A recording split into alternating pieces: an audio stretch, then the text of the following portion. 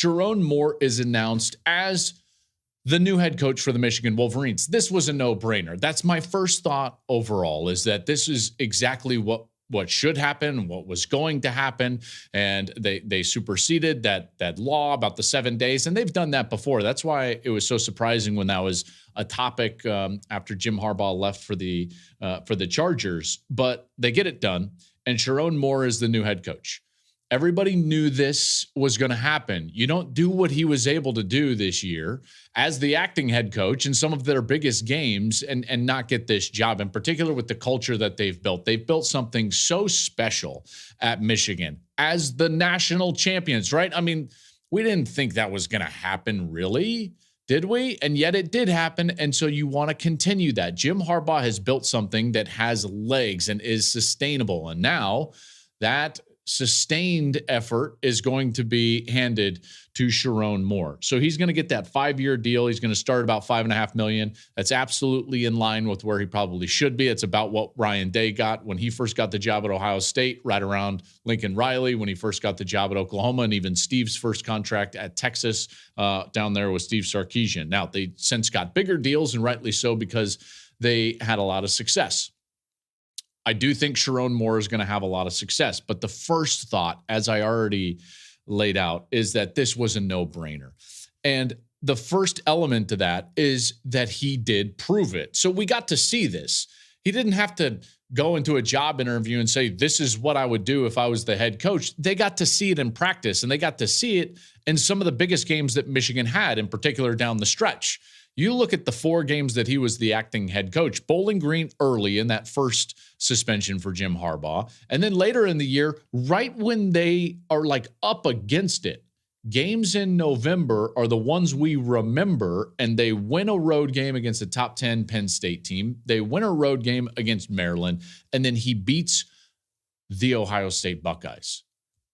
That's the job interview. You didn't have to have a job interview to look at what he was able to do and immediately know that he was going to be the coach. And he did a great job in those games. Their game plans were terrific. His adjustment against Penn State was outstanding when he realized that they weren't going to be able to block the pass rush for Penn State. And what did he do? He got big, put extra offensive linemen on the field, and immediately ran the ball 32 straight times to close out the game. Incredible adjustment as the acting head coach and the play caller. More on that in just a little bit. The second part of me, that looks at this from a no-brainer standpoint is the stability. If this offseason has proven anything, it's that no program in the country is immune from the chaos that ensues with a coaching change. No program. Look at Alabama. Alabama is the case study. Nick Saban walks away and retires as the greatest in the history of our sport, and immediately chaos ensued even at Alabama.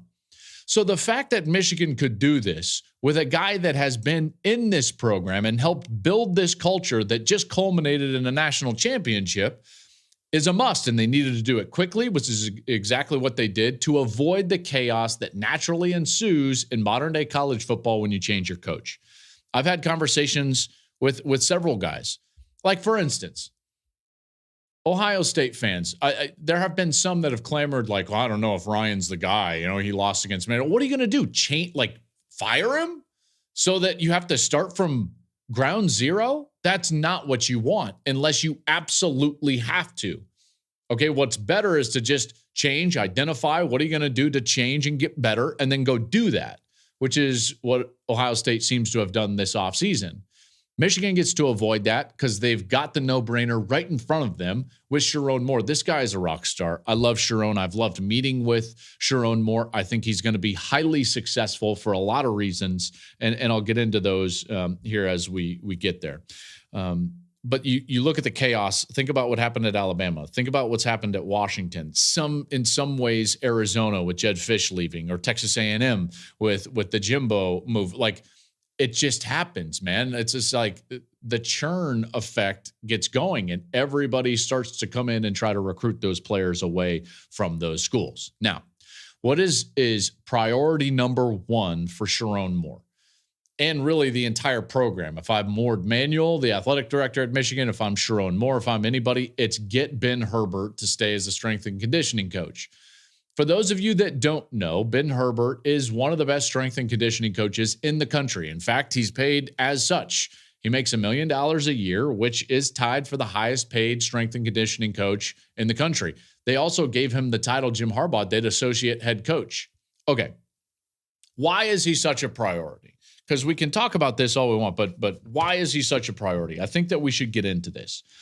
First and foremost, you have to understand the strength coach at any program spends more time with the players than any other coach on staff, even more than the player's individual position coach. The strength coach and his team spend more time around that player than anybody, more than the academic department, more than the actual coaches themselves.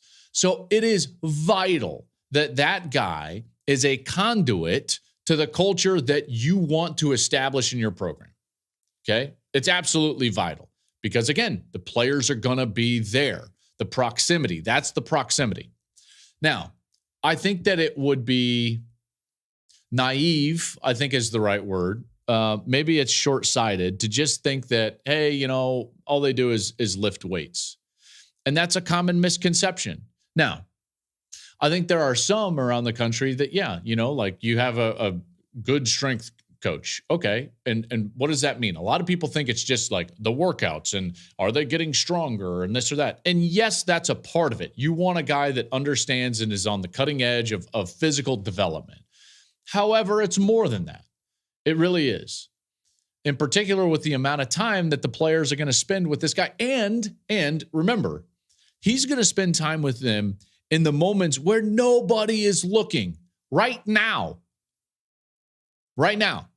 January, February. Every team in the country, they're going through their worst workouts of the year right now.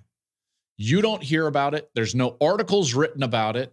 There's no tweets about it. Why? Because it's ugly. It's early in the morning. I know ours we called them dirty dozens. They were at 5 a.m.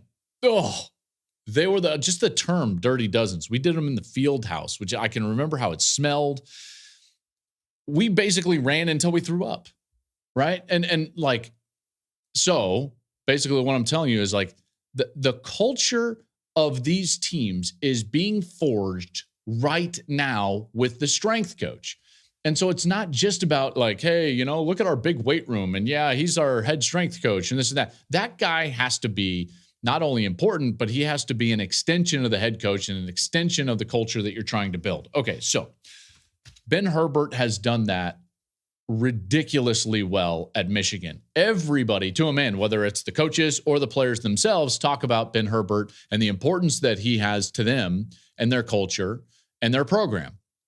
Specifically, his ability to build and develop players physically, which that's obvious with their lack of 5 stars and yet their dominance, in particular at the line of scrimmage. And then it's also about their culture. And this is where I want to just kind of tell a little bit of a story. Okay, so I'm going to tell you a story about what Blake Corum shared with us at one of our meetings about Ben Herbert. Okay. So it's the offseason. It's right now, like last year and the previous year. And it's cold. It's Ann Arbor, Michigan. It's the dead of winter. It's not fancy. Right? There's no celebrations. There's no wins. There's no 100,000 in the big house. And they show up for an early morning off-season workout. And Ben Herbert is renowned for doing these things that test and train their minds more than just their bodies. And so what he does is he brings them in, and unbeknownst to them, they're not going to just go into the weight room and turn the music on loud and just start lifting weights. He's got something different planned for them. And this is what makes him so good. He first, for those of you that don't know, they have this giant cold tub that you can kind of walk through and meander through. It's like a little bit of a maze at Michigan in their facility. And so he has them in the dead of winter, early in the morning, in their workout gear. They're in their shoes, they're in their workout gear, and he says, walk through the cold tub. So the team walks through the cold tub. They're soaking wet. He says, all right, get down, kind of to your chest, hands in the water. It's freezing cold water. It sounds awful. It sounds awful. They walk out of the cold tub. Nobody has a towel, and they're in their clothes that they're supposed to work out in, their shoes that they're supposed to work out in. He takes them into the field house, which is right next door to the cold tub. So it's right there. He takes them into the field house, and he has sets, like these different sets of dumbbells. And they go from their largest dumbbell, which is 150, I believe, or maybe a little bit more. It's a ridiculously heavy dumbbell, all the way down to like their 50-pound dumbbells. And it's a row of dumbbells, and there's several rows of all of these dumbbells. Let's call it like 5 or 6 different rows. And he breaks the team up into 5 or 6 different groups. Those dumbbells are chained together. And their objective, freezing cold, soaking wet, is to, with their group, lift up the dumbbells however you want to do it, because there's more dumbbells than there are players in your group, and walk them around the field. Now, what does that have to do with football? Nothing. What does it have to do with culture? Everything. So that's an example of why they talk about Ben Herbert so glowingly. And I'm reminded immediately when I heard that story, I immediately thought to myself, that sounds eerily similar to like a Navy SEALs training, when it's not necessarily about the training itself, but it's about the mentality and the culture that they're trying to build through the training. And there's things that I immediately point to. One of the Navy SEALs lessons that they point to is like, you can't go it alone. Another Navy SEAL training lesson, life's not fair, drive on, right? Is it fair that you just walk through the cold tub and your hands are soaking wet? You probably can't feel them because they're freezing cold, and your feet are freezing cold. And by the way, they're sloshing because you just walked through the water in your shoes and socks. Life's not fair. Drive on. Another Navy SEALs lesson, dare greatly, rise to the occasion, like all these things. And so like, that's what Ben Herbert was driving into the Michigan players. And then that's the way that they started to play. And that's why I think it's so important that Sherrone Moore keeps him as a coach there. You think about the way that they dealt with some adversity this year, whether it was the Zach Zinter injury that I talked about on this program, Harbaugh's suspension, whether it was early in the year or late in the year.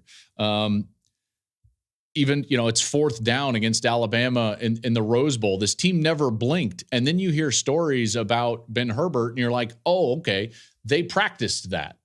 They practiced that in January at 6 a.m. in Ann Arbor, walking through the cold tub and then carrying dumbbells that were chained together around. It's like, hey, life's not fair. Get it done, right? So those are reasons why I think, Ben Herbert is so important. The strength and conditioning coach is really the glue of a program for anybody. And when you find a good one, you've got to keep him. And by the way, one of the reasons why he wouldn't go to the NFL, or probably shouldn't go to the NFL, or I don't think he will go to the NFL, you can't have that impact on the pros. The pros, you're coaching guys that are 14-year veterans and guys that are rookies. You're coaching guys that have a $100 million contract, and you're coaching guys that are making $800,000 and living with their parents. And it's like, it's totally different. You're not there for culture at the next level. You're there for totally different reasons. And it's a physical development type of role. And it's an injury prevention type of role. And I don't think he wants to do that. I think he loves the culture building and being important on that end. And that's just different in terms of the two levels. All right, now let's continue to move on. And what's the challenge? What is this going to look like now that Sherrone is going to be the head coach for Michigan? Well, it brings up the question immediately, like, is he going to call plays? Now, it's a little bit different than, let's say, Ryan Day or Lincoln Riley when they got these jobs through kind of a similar way, almost a promotion from within. And the reason is that they had called plays for an extended period of time, and that was really their superpower. If you remember, this is actually the first year that Sherrone was the sole play caller for Michigan. So it's not like he has an extended history, even though he did a great job. I'm not saying that he didn't, but this is not something that has been in his DNA for even 4 years or 5 years or 6 years or 10 years. This is something that he just started doing last year. So it's going to be easier for him to move into a CEO role than it would be those guys that in large part got their promotions because of their ability to call plays. That's not necessarily why Sherrone got this job. Now, is he really good at it? Yes, obviously. And his adjustments in some of those games were really solid. But it's a little different than those guys that had done it for an extended period of time before they got their head coaching job. So that's going to help him, if he wants to move off of it. And we've talked at length about this. I actually believe in college football, it might be too difficult for a coach to be a head coach and do it well in this day and age with NIL and transfer portal and the crazy schedule that we have, and be a play caller. I think it might just be too difficult. This is one of the reasons why I think Ryan Day has gone to the outside and hired Bill O'Brien as the offensive coordinator. And that's the evidence that you need, because this guy, Ryan, is one of the elite play callers that we have in the sport. Why would he give that up? Well, it's just too difficult. Okay, so Sherrone's going to have to battle with that from the beginning. If I were him, I would look to give that up immediately. Set it up right away so that you can focus 100% on just being the head football coach and give somebody else those duties as the play caller. I think that'll be really important. And a likely candidate would be Kirk Campbell. He's a guy that was the quarterback coach this last year. I like Kirk a lot. Got to spend some time around him. He did a really good job with JJ this year. JJ took a step forward in his game, a gigantic step forward in his game from a development standpoint. And Kirk was a big reason for that. And so I think Kirk could easily step in there and be the play caller. And then the other question that I would have is what happens on defense. I expect Jesse Minter to go with Jim Harbaugh. I think that's pretty likely. So who's the extension of Mike McDonald and Jesse Minter? Like, the defense in a large way is just as much a part of the identity of this program as the run game. And because of that, you've got to hold on to both. That'll be difficult for Sherrone because he's going to have to find someone. You can't run a different defense. I think those players would look at you, with their eyes crossed and they're like, what? We're not running a different defense. Look at what this defense just did. We just beat Ohio State 3 straight times, right? Like, they're not going to want to change defense. So they're going to need to find who's the extension of Mike McDonald or Jesse Minter that you can bring in and coordinate the defense and keep it on the rails in terms of how dominant they've been over the last couple of years, specifically this last year. Their defense was just incredible. And that leads you to kind of the last thought on Sherrone, which is the difficulty for him personally. And he's going to be caught in between these two things that are both true. He's going to want nothing to change at Michigan, clearly. And yet, everything has to change at Michigan. How can both of those be true? Well, because Sherrone has to keep the culture, the systems, and everything in place, and yet he cannot be Jim Harbaugh, nor can he try to be Jim Harbaugh. He's got to be authentically himself. This has to turn into Sherrone Moore's program, not Jim Harbaugh's program with Sherrone Moore coaching it. That's imperative. That's imperative. And even more for him personally, being authentic, which is exactly what he addressed at his introductory press conference. So I'm going to be me. And I think if you in this business, in any world, if you're not yourself, then you're going to lose. You're going to lose the people around you. So I'm definitely going to be myself, be who I am, my leadership styles, how I'm going to approach things. I'm going to do that way. I'm definitely going to lean on him tremendously because obviously what he's built and what we've built here. The locker room will find you if you're not authentic. It is a great barometer, man. It is a place where the locker room just susses out BS quicker than any place on the planet that I've been in. Just does. There are so many places in our culture, in our lives, that people can just kind of skate. They can be inauthentic. They can be passive aggressive. They can, like you and I deal with people like that all the time. In football programs, though, that doesn't fly, especially successful ones. Man, BS don't fly in locker rooms. If you're not authentic, if you're not yourself, people look at you like, what are you talking about? And they will know. Those players will know. They have seen Sherrone Moore in the good times and the bad times. They've seen him as an acting head coach, in Jim Harbaugh's program. And now they're going to see him as the head coach of the Michigan Wolverines. And they will know when he's not being authentic, and he has to be authentically himself. I think that there's a couple of ways that he could even take this program to the next level. They haven't recruited at the top end. Now, you could argue that they're getting the right type of players. And you know what? Fair enough. But I still think that you could improve their recruiting overall a little bit. And maybe he has a little bit more energy than Jim Harbaugh did to do that.